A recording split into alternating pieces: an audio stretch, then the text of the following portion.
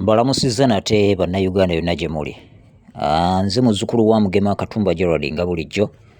Tukomyewo nate n'ekitundu kyaffe ekyokusatu mu lugendo lwaffe lwe tulimu okutalaaga eggombolola y'e Kalwana nga tutambula ne Kansala Chelsea Gita ngono yagenda okukiikirira eggombolola eno ku disitulikiti e Kassanda.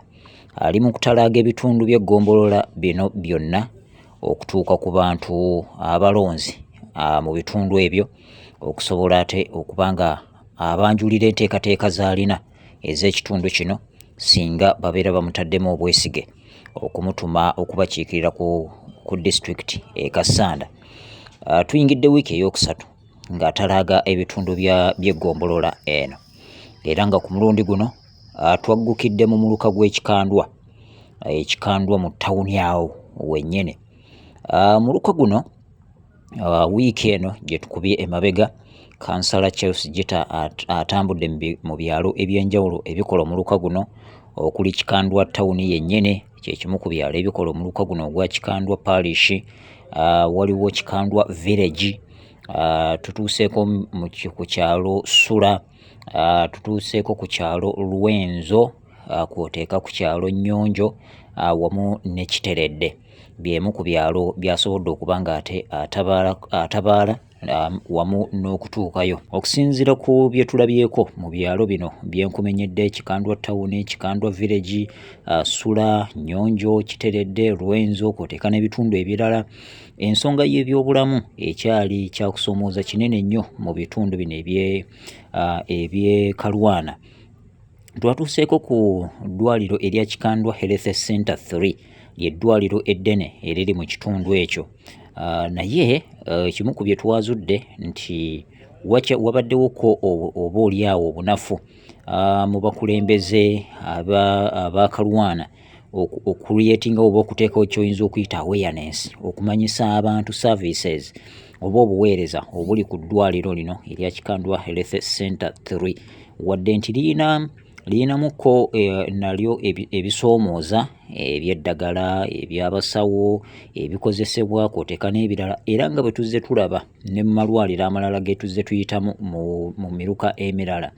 Naye waliwo ekyenjawulo kye twazudde nti eddwaliro lino okusinziira bwe twayogedde n'abakulu baalyo batutegeezezza nti bafuna eddagala eriweweeza kawuka akamukenenya erya HIV oyinza okuyita ARVs, balifuna era nga balirina kw'oteeka n'eddagala erya pressure. Naye abantu mu bitundu by'e Kalwana tebakimanyi nti eddwaliro lino ligaba services ezifaananako bwe zityo. Kati neweesanga abantu bali mu byalo, obulwadde bubaluma, tebalina ngeri gye basobola kutuuka mu bitundu ebyewala okusobola okufuna obujjanjabi n'okufuna ku buweereza, naye ate ng'eddwaliro eribaliraanya obuweereza obwo bulirina naye ng'ate tebamanyi. Ng'ekyo kikakata ku bakulembeze okulabika nti bateekawo awareness oba bamanyisa abantu ku buweereza obw'eddwaliro eriri mu kitundu kyabwe, abantu basobole okuba nga balikozesa era nga bafuna obuweereza obwo. Ensonga y'obuyonjo nayo kati bw'otunuulira nga mu Kikandwa ttawuni erimu abantu bangi nnyo, bakoleramu emirimu egy'enjawulo. Obuyonjo bukyalimuko mabegako okusinziira ku population ey'abantu abalimu.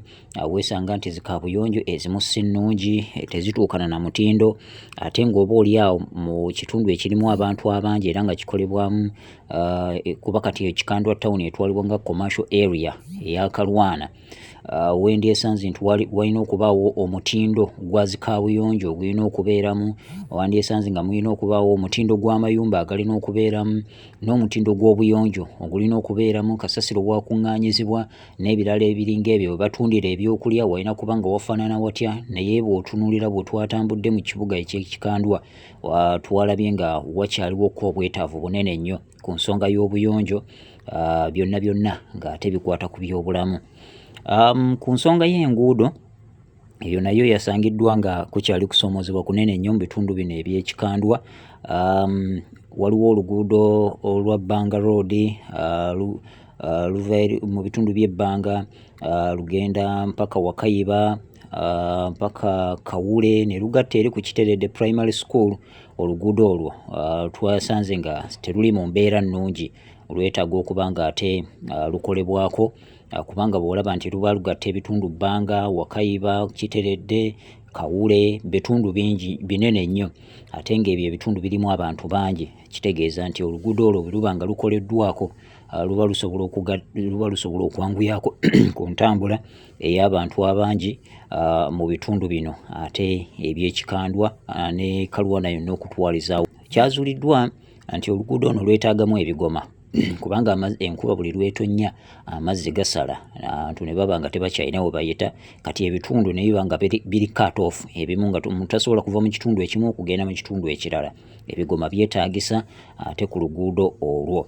Waliwo oluguudo olulala era nalwo luva Mahadi ne lugatta ku Kiteredde ne lugenda ku Kitizedi mpaka Erwenzo.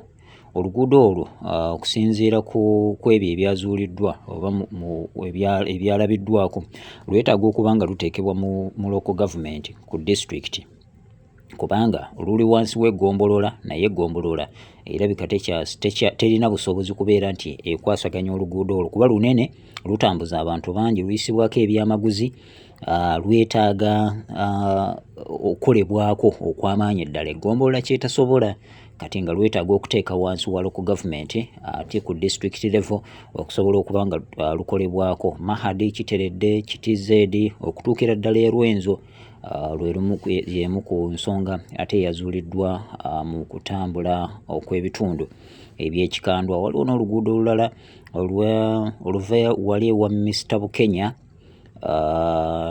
Sura Road, oluvaali wa Mr. Bukenya ne lugatta mpaka mu Kitongo. Olwo nalwo lwetaaga okuba nga lukolebwako. Ezimu ku nguudo ze twazudde mu bitundu by'ekikandwa ezikozesebwa abantu abangi, eziyisibwako ebyamaguzi. Jjukira abantu abava mu byalo ebirala baleeta ebyamaguzi mu Kikandwa Town, bakozesa nguudo ezo. Abava eri Essula, Ennyonjo, Ekiteredde, Rwenzo n'ebibuga ebirala n'ebyalo ebirala n'okuviira ddala eri Mayirikitiwa, abasinga beeyunira nnyo etawuni eno ey'ekikandwa okuleeta ebyamaguzi n'okujja okukola bizinensi. Abamu babeera mu byalo eyo naye ate ng'emirimu gyabwe bagikolera mu tawuni y'ekikandwa.